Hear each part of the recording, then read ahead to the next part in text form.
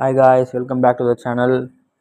இன்றைக்கி நடந்த India vs Australia மேட்ச்சில் இந்தியா வந்து கம்ஃபர்டபுளாக வின் பண்ணாங்கன்னு சொல்ல முடியாது. அவங்க வந்து ஒரு க்ளோஸான மேட்ச்சை வந்து வின் பண்ணி ஃபைனல்ஸ்க்கு குவாலிஃபை ஆகியிருக்காங்க.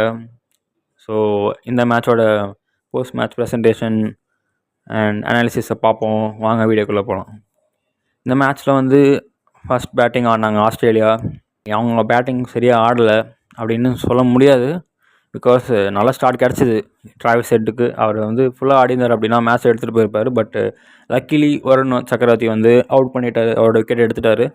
ஸோ அப்போ தான் இந்தியன் ஃபேன்ஸ் எல்லோரும் பெருமூச்சு விட்டாங்க, ஒரு வழியாக அவுட் ஆகிட்டார் அப்படின்னு. அதுக்கப்புறமா ஸ்டீவ் ஸ்மித் ஒரு எண்டில் விக்கெட்டை சேவ் பண்ணி ஆடினார்.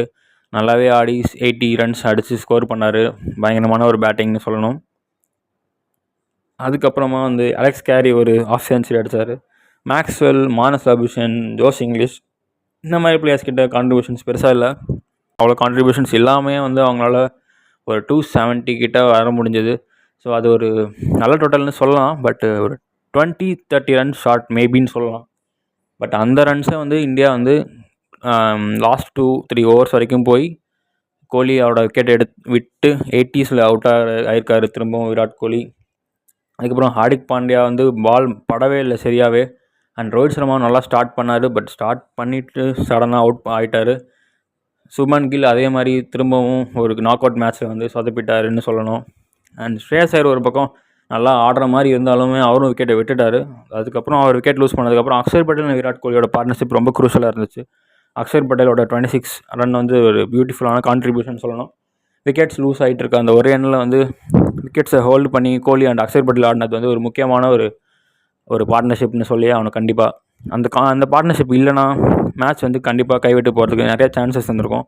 ஸோ அந்த மாதிரி டைமில் வந்து ஹார்திக் பாண்டியாவோ, கேஎல் ராகுலோ, ஜடேஜாவோ வந்திருந்தால் அவங்களுக்கு டைம் எடுத்துருக்கு, இன்னும் டைம் எடுத்து அவங்க செட்டில் ஆகிறதுக்கு டைம் ஆகிருக்கும். ஸோ அதை வந்து கொஞ்சம் ஈஸியாக்கிட்டார் Akshar Patel. So as usual Virat Kohli தான் அடித்து கொடுத்துட்ருக்காரு இந்தியாவுக்கு முக்கியமான மேட்சஸில் டைம் அண்ட் அகெயின். பட் சில பேர்கிட்ட சொன்னால் அதை ஒத்துக்க மாட்டாங்க. Because truths are bitter always அப்படின்னு சொல்லணும் கண்டிப்பாக.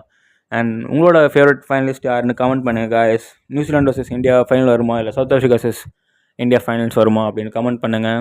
நெக்ஸ்ட் வீடியோவில் பார்ப்போம் காய்ஸ். Until then